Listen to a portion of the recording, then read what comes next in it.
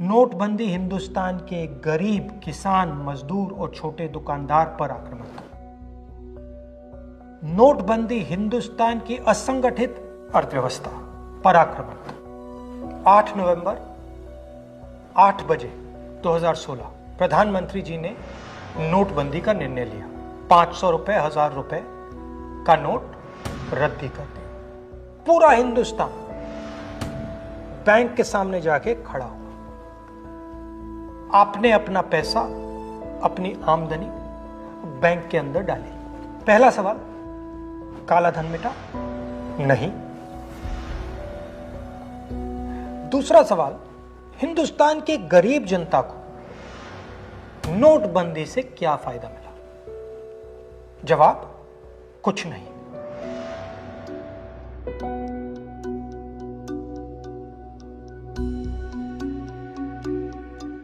तो फायदा किसको मिला? फायदा हिंदुस्तान के सबसे बड़े अरबपतियों को मिला। कैसे? आपका जो पैसा था, आपके जेब में से, आपके घरों में से निकालकर उसका प्रयोग सरकार ने इन लोगों का कर्जा माफ करने के लिए किया।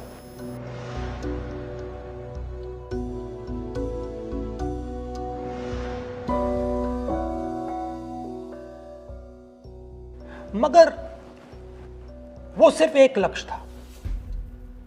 दूसरा लक्ष्य भी था छुपा हुआ, जमीन साफ करने का।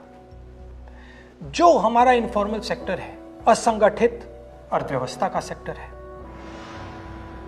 वो कैश पे चलता है।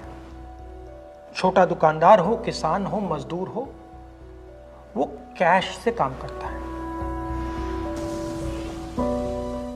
नोटबंदी का दूसरा लक्ष्य, जो जमीन साफ करने का लक्ष्य, असंगठित अर्थव्यवस्था के सिस्टम से नगद कैश को निकालने का।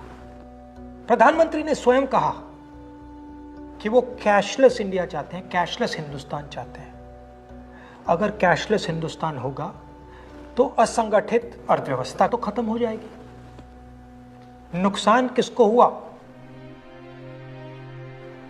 किसानों को, मजदूरों को, छोटे दुकानदारों को, स्मॉल एंड मीडियम बिजनेस वालों को, जो कैश का प्रयोग करते हैं, जो बिना कैश जी ही नहीं सकते।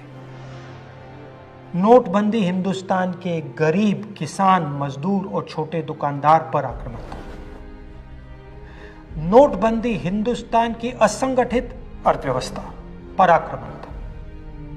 और हमें इस आक्रमण को पहचानना पड़ेगा और पूरे देश को मिलकर इसके खिलाफ लड़ना पड़ेगा।